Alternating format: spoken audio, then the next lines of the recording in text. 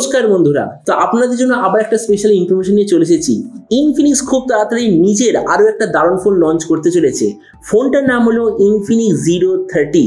আর এবার বলা হচ্ছে যে ইনফিনিক্সের টার্গেট হলো 20 থেকে 25,000-এর এই যে প্রাইস ব্র্যাকেটটা এটাকে ক্যাপচার করা।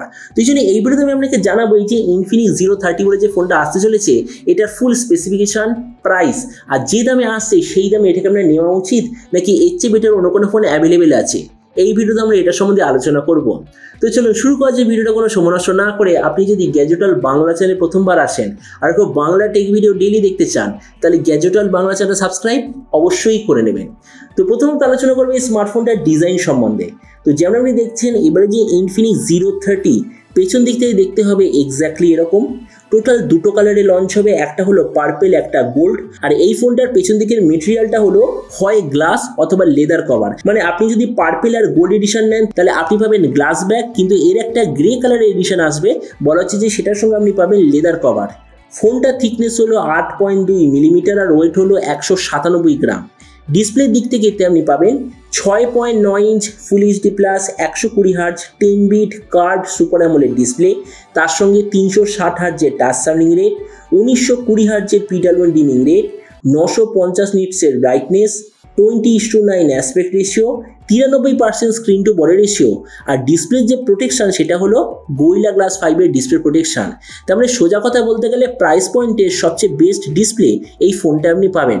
আর হ্যাঁ, আরেকটা জিনিস বলতে ভুলে গেছিলাম, এই ফোনটা যে পেছন দিকের গ্লাস কভার সেটাও হলো গোরিলা গ্লাস 5 প্রোটেক্টেড। প্রসেসরের দিক থেকে এতে আছে ডাইমেনসিটি 8020 5G প্রসেসর, আর তার সঙ্গে একটা কুলিং সিস্টেমও থাকবে।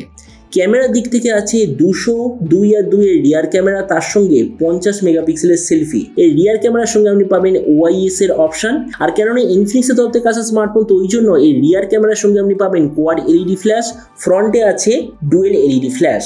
এই যে স্মার্টফোনটা বলা হচ্ছে শুধুমাত্র একটাই ভেরিয়েন্টে আসবে, যেটা হলো 8GB র্যাম 256GB মেমোরি।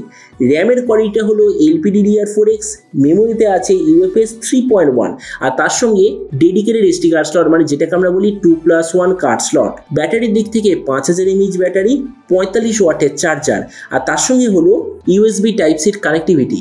তো এবারে স্মার্টফোনের বাকি কিছু ফিচার বলতে গেলে এতে আপনি পাবেন Android 13 out of the box, কোনো ধরনের 3.5mm জ্যাক নেই, ডুয়েল স্পিকার, আর যার সঙ্গে থাকবে আন্ডার ডিসপ্লে ফিঙ্গারপ্রিন্ট সেন্সার। তো এবার সবচেয়ে মেন জিনিস, ফোনটা কবে লঞ্চ হবে, কি দামে লঞ্চ হবে। তো দেখুন, লঞ্চ ডেট বলতে গেলে আমি এরকম খবর পেয়েছি এই আগস্ট মাসটা শেষ হওয়ার মধ্যে কনফার্ম লঞ্চ হয়ে যাবে। আর এবার আমি যদি এটা প্রাইস সম্বন্ধে বলি, তো বলা হচ্ছে যে এই স্মার্টফোনটি ইন্ডিয়ান মার্কেটে লঞ্চ হবে 25,000 টাকার আশেপাশে।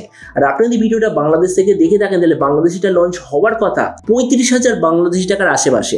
তো এবার সব ভিডিওর মধ্যে এখানে আপনাকে জানাবো এই যে স্মার্টফোনে আসতে চলেছে, তো 25,000 টাকার আশেপাশে এটা কি সবচেয়ে ভালো নাকি এর চেয়ে বেটার অন্য কোনো ফোন অ্যাভেলেবেল আছে। তো দেখুন, এই মুহূর্তে আমরা যদি 25,000 টাকায় দেখি, তো আমার মতে মনে হয় একটাই স্মার্টফোন আছে যেটা এর সঙ্গে কম্পিট করতে পারবে, সেটা হলো লাভা আগ্নি 2।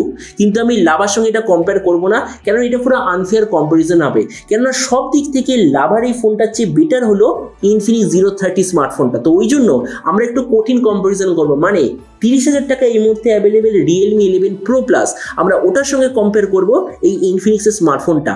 তো আমরা যদি ওটার সঙ্গে কম্পেয়ার করি, ডিসপ্লের দিক থেকে আমার মতে মনে হয় ইনফিনিক্স একটু বেটার, কেননা আমার পার্সোনালি লেদার কভারের চেয়ে যে গ্লাস বডি সেটা বেশি পছন্দ। তো ওই জন্য সেই দিক থেকে আমি ইনফিনিক্সের ডিজাইনটা বেশি প্রেফার করব। ডিসপ্লের দিক থেকে ইনফিনিক্স বেটার, কেননা রিয়েলমি ইনফিনিক্স দুটোতেই আপনি পাবেন curve display, same refresh rate, same touch sampling rate, same bit rate, কিন্তু ইনফিনিক্সে হলো আরও বড় সাইজের কার্ভ ডিসপ্লে আপনি পাবেন। তার মানে সেই দিক থেকে ইনফিনিক্স বেটার। প্রসেসরের দিক থেকে এখানেও ইনফিনিক্স বেটার, কারণ ইনফিনিক্স আছে ডাইমেনসিটি 8020, রিয়েলমিতে আপনি পাবেন ডাইমেনসিটি 7050। তাছাড়া ক্যামেরার দিক থেকে এখানেও ইনফিনিক্স একটু বেটার, কেননা ওভারঅল রিয়ার ক্যামেরার ফ্রন্ট ক্যামেরার কম্বিনেশনে ইনফিনিক্সে হলো একটু বেশি সেলফি ক্যামেরা আপনি পাবেন, তার মানে এই দিক থেকেও ইনফিনিক্স বেটার। তাছাড়া ভেরিয়েন্টের দিক থেকে এখানেও ইনফিনিক্স বেটার, কেননা 2+1 কার্ড স্লট আপনি পাবেন, যেটা আজকের দিনে অনেক মানুষের খুবই দরকারের জিনিস, কিন্তু রিয়েলমিতে সেটা মিসিং আছে। তাছাড়া ব্যাটারি আর চার্জারের দিক থেকে রিয়েলমি বেটার, কেননা আরও বেশি ফাস্ট চার্জ আপনি পাবেন কম্পেয়ার টু ইনফিনিক্স। আর ফাইনালি অডিও দিক থেকে বলতে গেলে দুটো এক্স্যাক্টলি সেম। আর একটা জিনিস মনে রাখবেন, ইনফিনিক্সের ফোনটা লঞ্চ হবে 25,000-এ, রিয়েলমির ফোনটা অ্যাভেলেবেল আছে 30,000-এ। তার মানে সে বুঝতেই পারছেন যে 25,000 টাকা এই যে নতুন ফোনটা যা আসতে চলেছে, প্রাইস পয়েন্টের মধ্যে ডেফিনেটলি সবচেয়ে বেস্ট অলরাউন্ড স্মার্টফোন হবে।